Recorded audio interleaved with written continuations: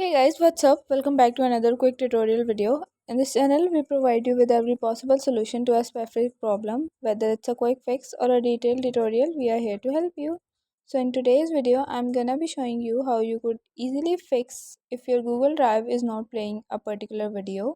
So without any further delay, let's get started. First of all, the only thing you have to check whether that you are using the properly updated app. For that, head towards the Google Play Store.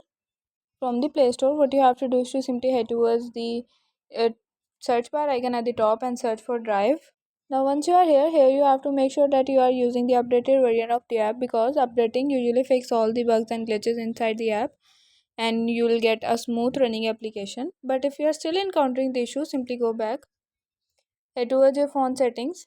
From here you have to scroll down a little bit and there you will get the option of apps, so go ahead and simply tap on that. From here, simply tap on See All Apps. From here, simply scroll down a little bit and head towards the option of Drive. Now once you are on the Drive information page, simply head towards Storage and Cache and clear out Storage and Cache for Drive, and your issue would be